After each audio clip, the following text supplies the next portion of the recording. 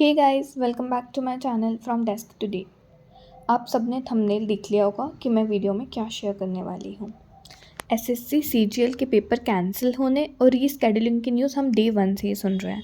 और अभी मेरे फ्रेंड का पेपर भी रीस्केड्यूल हो गया, जिसका पेपर बहुत स्मूथली कंडक्ट हुआ था। कोई इशू नहीं आया था, ना ही पहले ऐसा बताया गया था कि शिफ्ट कैंसिल होने वाली है, पर उसका भी वापस से रीस्केड्यूल डाल दिया गया है। And same exact thing happen with me in SSC phase 13। I give my paper and I was relieve कि चलो पेपर हो गया, क्योंकि हम सुन रहे थे जब फेज 13 का पेपर हो रहा था कि सिलेबस से बाहर चीज़ें आ रही है, पेपर बहुत टफ है, सिस्टम क्रैश हो रहा था बीच में, लोग 3-3 4-4 घंटे तक सेंटर के अंदर बंद थे पर उनका पेपर नहीं हुआ था। एंड आई वॉज लाइक कि चलो मेरा पेपर तो हो गया। पर नहीं, अभी स्टोरी ख़त्म नहीं हुई थी। मुझे पेपर कैंसिल होने की न्यूज़ मिली जब रीस्केड्यूल पेपर की डेट्स आई थी उसके 3 दिन पहले, कि जो मैं पेपर देकर आ गई हूँ वो पेपर अब कैंसिल हो गया। So let's discuss everything in detail from beginning. पहले मैं आपको थोड़ी सी बैक स्टोरी दे देती हूँ कि ये मेरा पहला अटैम्प्ट नहीं था एसएससी फेज़ के पेपर्स के लिए। मैंने लास्ट ईयर 2024 में भी एसएससी फेज़ 12 का पेपर दिया था, जिसके ऑफिशियल रिजल्ट्स शायद अभी नहीं आए हैं, नॉर्मलाइज स्कोर्स जो रहते हैं, क्योंकि मुझे नहीं पता है। मेरा ग्रेजुएशन लेवल का रो स्कोर 156.5 था और हायर सेकेंडरी का 126.5। एनीवेज लेट्स मूव टू 2025 का फेज़ 13 पेपर। हायर सेकेंडरी और ग्रेजुएशन लेवल दोनों का paper same day same centre पर था। पहले मेरा हायर सेकेंडरी लेवल का पेपर था 1:30 बजे। मैं पहले भी काफ़ी पेपर्स दे चुकी हूँ मैं इस सेंटर पे, तो मुझे सेंटर पे कभी कोई इशू नहीं आया। सेंटर का स्टाफ बहुत अच्छा है, आज तक कभी कोई इशू नहीं आया। अब इस सेंटर में मैं थोड़ा सा बता देती हूँ आपको। जैसे ये सेंटर है हमारा ABC, ये इसकी एंट्री है, यहाँ से आप एंट्री लेते हैं। पीछे की तरफ एंट्री से जाते हुए लास्ट में एकदम हमारा TCS का सेंटर आता है, जहाँ पे अभी तक मेरे पेपर कंडक्ट होते थे। अब इन्होंने बीच में एडिक्विटी की लैब बना दी, जहाँ पर इस बार पेपर कंडक्ट हुआ था। अब एडिक्विटी सेंटर में इस वाली बिल्डिंग के अरेंजमेंट्स अच्छे नहीं थे। कोई प्रॉपर वेंटिलेशन नहीं था, वॉल फैन लग रहे थे पर वो वर्क नहीं कर रहे थे मैक्सिमम ऑफ दैम। इसके अलावा डेस्क बहुत छोटा था, CPU भी वहीं डेस्कटॉप के पास ही रखा हुआ है, कीबोर्ड भी वहीं रखा हुआ है। अब वहाँ पर रफ शीट रखने तक का स्पेस नहीं है। मैंने कीबोर्ड उठा के CPU के ऊपर रखा, तब जाकर मुझे स्पेस मिला अपनी रफ शीट रखने का। और रफ शीट और पेन में वही प्रॉब्लम थी जो सबको फेस हो रही थी। अब मुझे ऐसा लगता है कि मेरा पेपर क्यों रीस्केड्यूल हुआ है, उसका ये कारण हो सकता है जो मैं आपको बताती हूँ। जब हम एंट्री लेते हैं तो इस बार 2 जगह बायोमेट्रिक हुई थी। एक बार जिस लैब में, जिस रूम में आपको पेपर देना उसके बाहर, और एक बार उसी रूम में। तो जब हम बाहर बायोमेट्रिक कर रहे थे तो राइट थंब इम्प्रेशन लिया था उन्होंने, हो गया था बहुत ईजीली, फर्स्ट टाइम में हो गया था। देन मेरा फ़ोटो कैप्चर किया उन्होंने, वो भी बहुत ईजीली हो गया। फिर उन्होंने मुझे अपना लैब बता दिया कि आप इसमें चले जाइए पेपर देने। मैं चली गई। वहाँ पर जाकर जब वापस से वेरिफिकेशन के लिए मैंने थंब लगाया तो नहीं लगा, एरर आ रहा था उसमें। कुछ लेफ़्ट लगा लिया, राइट लगा लिया, सब लगा लिया। सारे एक एक स्टाफ ने जो भी वहाँ पर था सब ने मेरा थंब पकड़ के लगवाया है, पानी से क्लीन करके लगवाया है, बट कुछ भी नहीं हो रहा था। अब 10 सेकेंड्स में मेरे थंब में तो कोई प्रॉब्लम नहीं आ सकती, क्योंकि 10 सेकेंड पहले मैं बाहर बायोमेट्रिक करवा के आई हूँ। 10 सेकेंड बाद ही यहाँ पर मेरा वो थंब नहीं ले रहा है, पता नहीं क्यों। उन्होंने मुझे एक सीट अलॉट कर दिया, आप यहाँ पर जाकर बैठ जाइए। मैं वहाँ पर जाकर बैठ गई। फिर वो एक फॉर्म लाए।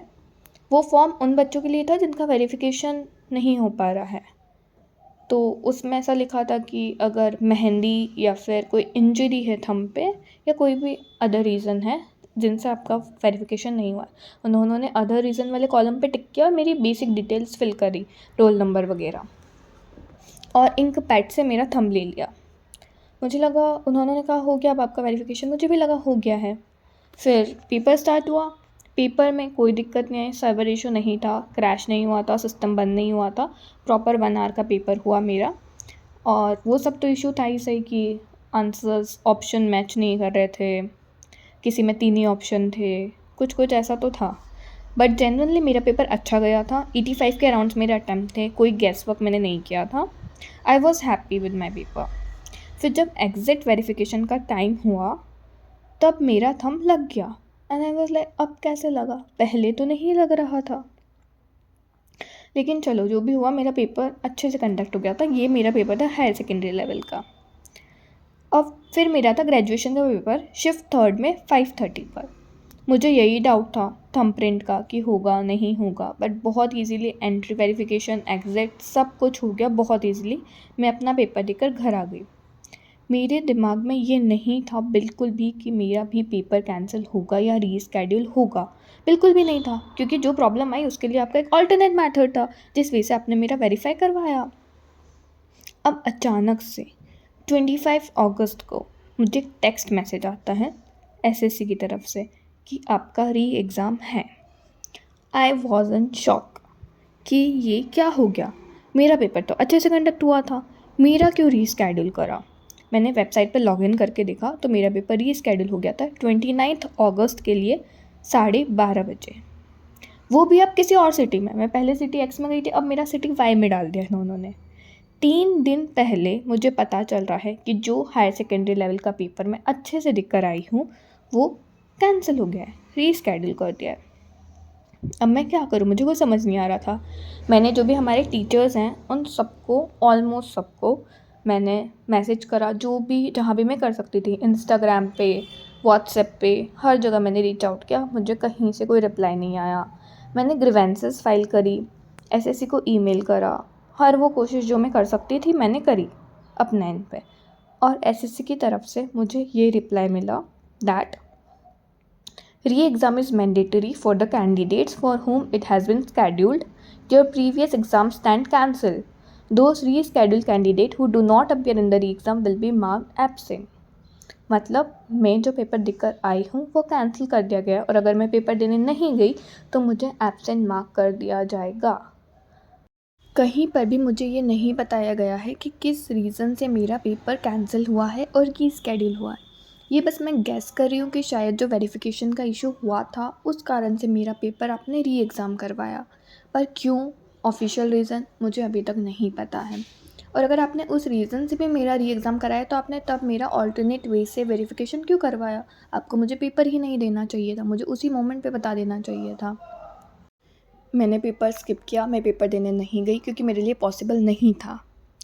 मैंने स्किप कर दिया और जैसा उन्होंने बताया था मुझे एब्सेंट मार्क कर दिया गया।